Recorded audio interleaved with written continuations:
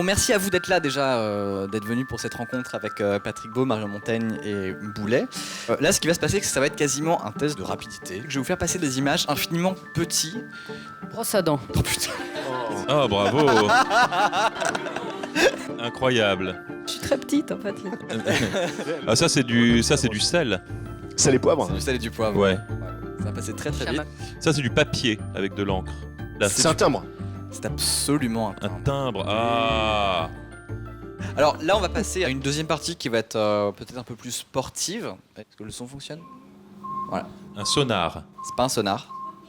Oui, qui a dit ça? Spoutnik. Ouais, évidemment, Florence Porcel. Bah évidemment. Le fameux Spoutnik. En Voilà. train de chill. Est-ce que vous avez celui-là? Oui, c'est Saturne, ça, non? C'est absolument le bruit de Saturne qui a été Oh intercepté par la putain, sonde Cassini. bravo. Ouais. Ils se ressemblent un peu tous, hein, les sons de Ça, l'espace. c'est- Je sais pas si t'as entendu Jupiter, mais c'était grosso Si, modo la c'est même les mêmes. limonade. Hein. C'est les mêmes. Il y a très peu d'inspiration dans le je- dans le truc. Est-ce que vous avez celui-là? Ah, c'est Nine Inch Nails, ça. Je reconnais l'album. Mouche.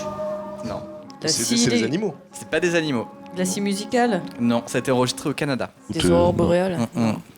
Et bah c'est quasiment ça en fait. Ce son s'appelle le Sky Roar, c'est-à-dire le rugissement du Roar. ciel. Et en fait c'est le son que produit par répercussion des situations comme des aurores boréales et ça va très très loin, très très vite, sans aucune explication.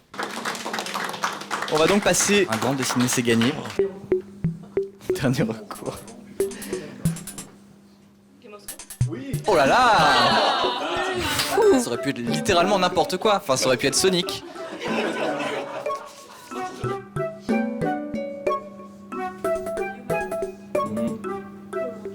Oui. Qui a dit Power Rangers? Bravo. Là, ça aurait pu être un salut hitlérien. Oui. Top Gear versus Hitler.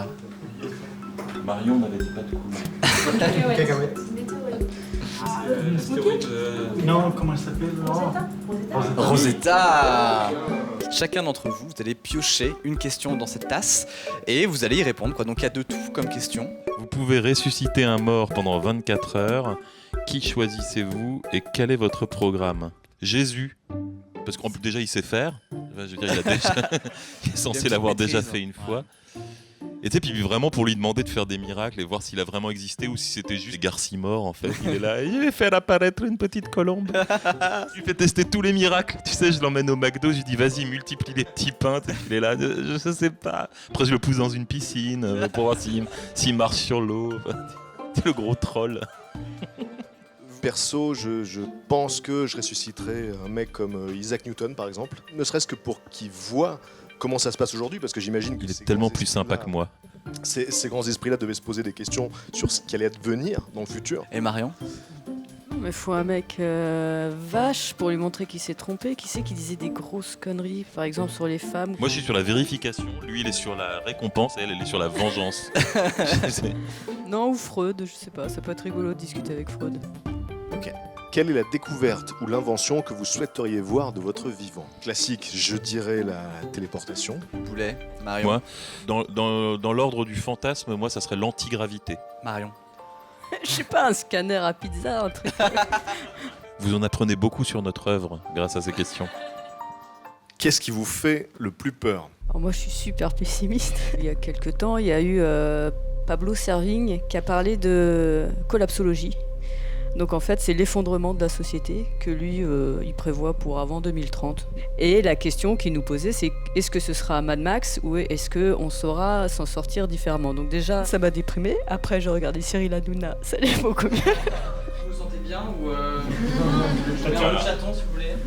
Mais alors déjà, juste pour mettre une petite note d'espoir peut-être, il se trouve qu'on a plutôt tendance à se focaliser sur le négatif en tant qu'individu. C'est un travers très humain, on se focalise sur ce qui ne va pas et pas sur ce qui va. Et j'ai l'impression que c'est valable pour les catastrophes en général et sur la violence aussi. Et donc Internet, je pense, nous permet de prendre conscience de tout ce qui arrive de pire. Et donc du coup, on a l'impression que ça n'a jamais été comme ça. Mais c'est parce qu'avant, on n'était pas informés de cette manière-là. En fait, paradoxalement, on n'a jamais vécu dans une planète aussi pacifique. Quoi. Oui. Il y a une planète dans laquelle il y a aussi peu de violence et de guerre par rapport au siècle passé. Et juste par rapport à ce que tu disais sur la prise de conscience des gens, moi j'ai l'impression qu'il y a progressivement justement une prise de conscience à l'échelle de la civilisation, des différentes inégalités, ce qui fait que voilà, il y a un siècle, on s'est dit que finalement l'esclavage c'était peut-être pas si acceptable que ça, puis les femmes ont eu le droit de vote, puis les homosexuels ont pu se marier, et aujourd'hui je trouve qu'il y a une prise de conscience sur le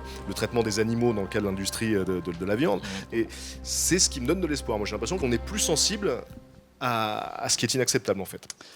Merci beaucoup à vous, on peut vous applaudir. Sur cette note positive.